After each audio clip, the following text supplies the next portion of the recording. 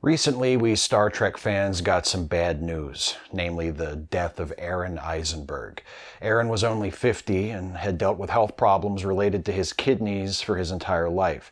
He was best known to us for playing Nog on Star Trek Deep Space Nine. Since the show ended in 1999, Aaron had been a frequent presence at conventions, hosted and guested on podcasts, and participated memorably in the DS9 documentary What We Left Behind, where he opened up about what the series and the character he played meant to him. And the thing is, that character meant a lot to many of us, too. So, in memory of Aaron, I thought it would be a good idea to take a few minutes to remember why Nog is actually pretty awesome. We meet Nog in the very first episode of Deep Space Nine, Emissary. He's the nephew of Quark. His father, Rom, is Quark's meek, bumbling brother. Nog is crucial to what turns out to be one of the most important scenes of that first episode. He's caught attempting to steal something on the promenade, and that's when we meet Odo, the station's shape-shifting chief of security. This scene also introduces Quark, who appears to ask that Nog be released into his custody so that they and the rest of the Ferengi can leave the station. Sisko's like, nah, I think I'll let Odo arrest him. And Odo's like, want me to torture him? I can torture him, find out what he knows. And Sisko's like, wow, you are severe in the early episodes, aren't you? No, man, just put him in a cell. With oxygen. And a non-electrified floor. Later on, Sisko and Odo meet with Quark, who is like, seriously, we're leaving. Let my nephew go. Who knows when I'll find someone else to do so much unpaid labor? And Sisko says, I'll drop the charges and let Nog go if you agree to stay on the station and keep your bar open, to encourage the other business owners on the promenade to stick around too, because Starfleet just took over the station, and if everyone leaves right away, that's going to look real bad on my performance review. It could be years before I'm promoted to captain. And Quark agrees, and they release Nog. For the rest of Deep Space Nine's first season and into the second, Nog's appearances center on his friendship with Commander Sisko's son Jake. Initially, Nog plays the role of the bad influence. Commander Sisko doesn't approve of Jake's friendship with Nog. The two of them are always getting into trouble. Odo's constantly chasing them away from their favorite spot on the second level of the promenade, where they like to sit and watch the babes. At this point in the series, Nog was a solid recurring supporting character.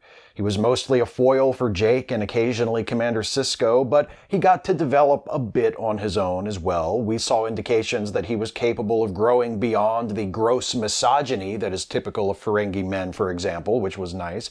He was a strong member of DS9's large and growing ensemble. He had relationships with other important characters on the show. He was funny and interesting thanks to Eisenberg's comedy chops and impressive ability to simultaneously project duplicity and vulnerability. But in the show's third season, Nog's character arc started to bend in a new and unexpected direction. The B-plot of Season 3's episode Heart of Stone features Nog announcing his intention to attend Starfleet Academy and trying to convince Commander Sisko to sponsor his application. The A-plot is about Kira getting trapped in a cave and Odo finally spilling his guts about his feelings for her, except it turns out that Kira is really... no, I won't spoil it, just in case you haven't seen that episode. But why haven't you seen that episode? It's a really good episode! Anyway, Sisko is suspicious of Nog's wish to join Starfleet. He doesn't get it. Why would a Ferengi want to work for the Federation? They don't get paid. They don't even have money. Except when they do, he snatches hold of Nog and goes full... No, not full, maybe 3/4. He snatches hold of Nog and goes 3/4 Avery Brooks on him and is like, tell me the truth! And then Sisko and Nog have this wonderful scene where Nog breaks down and confesses that he wants to join Starfleet so he doesn't end up like his father. See, it turns out Rom isn't the hapless doofus he appears to be. I mean, mostly he is, but he has a gift for mechanics. Nog even says Rom could have been the chief engineer of a starship, only he never got the opportunity. Those skills aren't valued in Ferengi society, so Rom went to work for Quark at the bar and has spent most of his life half-heartedly chasing profit because that's what's expected of a good Ferengi. And Sisko is moved by Nog's confession. His attitude toward Ferengi hasn't been super positive up to this point. Quark even calls him out on it at the end of Season 2. But now, through Nog, Sisko sees that Ferengi aren't all the same. There's a cultural mold that Ferengi are socially pressured to fit into, but Nog and Rom can't be the only ones who long to break free of that mold and do their own thing. It opens Sisko's eyes. So this one scene, which again is part of its episode's subplot, alters the trajectories of two characters, Nog and Rom, forces our lead character, Sisko, to re-examine a prejudice he holds, and adds some much-needed nuance to Ferengi as a species. And Deep Space Nine did this kind of thing all the time. Nog is just one example of it, but he might be the best example. Those of you who aren't into DS9, who don't get why some of us consider it far and away the best part of the Star Trek franchise, this is it. This is the reason. The writers of Deep Space Nine use Nog to demonstrate that people don't have to be defined by where they come from. That given the opportunity, and that part is important, they can do what they want to do and go as far as their ability and determination and good fortune can carry them. During the Dominion War, Cadet Nog is promoted to Ensign. In the 6th season episode, Valiant, he and Jake find themselves aboard a Defiant-class ship crewed by a squad of elite cadets who took over the ship when the regular officers were all killed in action. Initially, Nog, who looks up to these cadets, is honored to join the crew, but eventually he realizes that the other cadets have had their judgment clouded by mindless devotion to Captain Waters, who is himself just a cadet. And if there's any lesson to be taken from this episode, it's that a cadet should never, ever be given command of a starship. Anyway, Nog acts heroically, but also learns that duty and obedience have to be balanced by reason and self-awareness. Sometimes being a good officer is just as bad as being a good Ferengi. It's worse, really, because you could die. The writers of Deep Space Nine also use Nog to break our hearts. Nog continues to serve on the front lines of the Dominion War. During the siege of AR-558, depicted in the Season 7 episode imaginatively titled The Siege of AR-558, Nog is wounded and winds up losing his leg. The leg is replaced by a biosynthetic prosthetic, but Nog has trouble adjusting.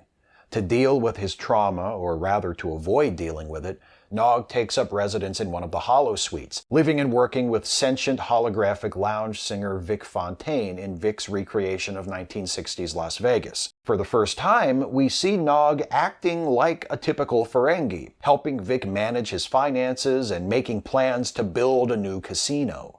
Nog grows so attached to life with Vic, and so bitter toward the outside world, that he considers resigning from Starfleet. But with help from Vic and Ezri Dax, he eventually leaves the holodeck and returns to duty. He serves through the end of the war, and in the series finale is promoted from ensign to lieutenant junior grade, one of Captain Sisko's final acts before vanishing to the Celestial Temple. We see Nog move from idealism to the loss of innocence, through post-traumatic stress brought on by war and injury, to emerge scarred but stronger on the other side. I've said before that Captain Sisko is the most complete character in Star Trek because we see him in so many different roles throughout the series: father, son, widower, husband, commander, friend, outsider, role model, non-believer, prophet. But I think Nog has the most complete and significant arc of any character in the franchise. All you have to do is contrast his appearance in the first episode of the series with his appearance in the last episode to see how much he grows over the course of those 7 seasons. He begins as a junior version of a stereotypical Ferengi, settles in as Jake's ne'er-do-well best friend, and ultimately comes to embody all the best qualities of a Star Trek hero. This is a very common type in Star Trek, the non-human character who represents the best of humanity, who shows us how we ought to be. Every Star Trek show has at least one of that character. Classic Trek has Spock, Next Gen has Data, and also Worf eventually. Besides Nog, DS9 has Odo, and also Worf eventually. Voyager has the Doctor and Seven of Nine, technically human but Borgified. Enterprise has T'Pol and Phlox. Discovery has Saru. But of all those characters, only Nog grows into that role. He isn't the officially designated not human but also most human character when the series begins. He doesn't seem destined for anything special, actually. But because he was part of a series that was made to be surprising and dynamic rather than a likable but static show, Nog is able to develop, to mature, to acquire complexity and nuance as he goes along, to change more and in more compelling ways than any other character in Star Trek. And yeah, the writers deserve a lot of credit for that. But so does this guy.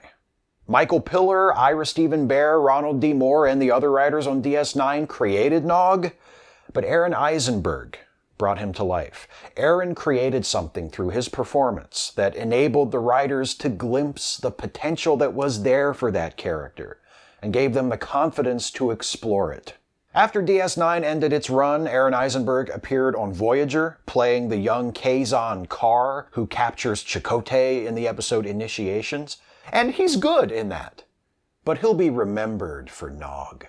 And that's as it should be, because Nog is a creation any actor could be proud of.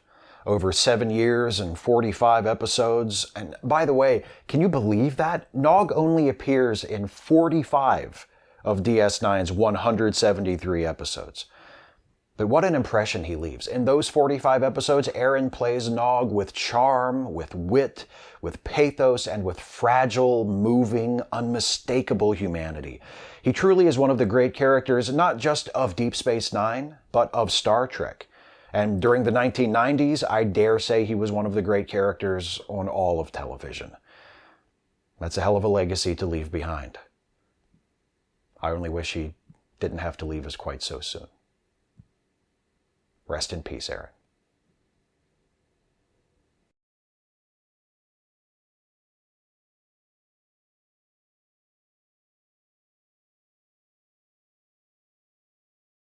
Hey folks, well, that was an unscheduled special Trek Actually episode.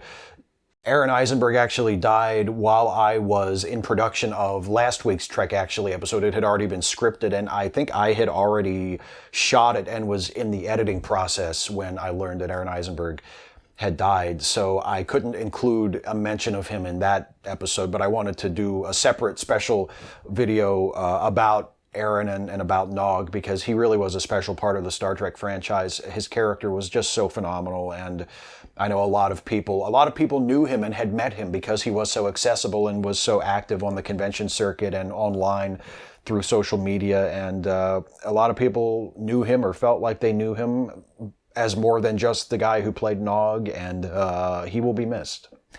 He will be missed by a lot of people. So I felt like it was only right and only fitting to mention him. So the next Trek Actually video after this one now will be the eugenics wars one, but I wanted to slide this one in sort of in between the last one and the next one because I felt like it was important to make mention of Aaron and to pay tribute to him. So that's what this was. Sorry for shaking up the schedule a little bit, but you know what? Let's do something in the comments. If any of you have an Aaron Eisenberg story or a Nog story or a favorite Nog moment from the show, please let's share them in the comments of this video and come together and sort of appreciate the work that Aaron Eisenberg did and the wonderful creation that Nog was on Deep Space Nine. And also, linked in the description is a GoFundMe page that was set up on behalf of Aaron's wife, Melissa. They have reached their funding goal, and I think that they've gone 3 times over their initial funding goal, but it was set up to help cover funeral expenses and lingering costs that I know any of you who have gone through something like this before, the unexpected death of a loved one, especially if it was after an illness and there are medical expenses to take care of, you know how it can pile up. I think they've got enough, but just in case any of you want to pay your respects in that way, to Aaron and his family, and you want to contribute to the fundraiser, it is linked in the description. of this video. So please feel free to donate to help Aaron's wife and his family cover his expenses, and just show them some support in this difficult time. So that's linked in the description. And other than that, that's it. Just kind of a short post-show this time. Just wanting to say we appreciate Aaron Eisenberg, and we appreciate the work he did and what he added to Star Trek, because what he added to Star Trek was considerable. And we all really appreciate it, and I think he will be deeply missed. So on that note, thanks for watching, and I'll see you next time.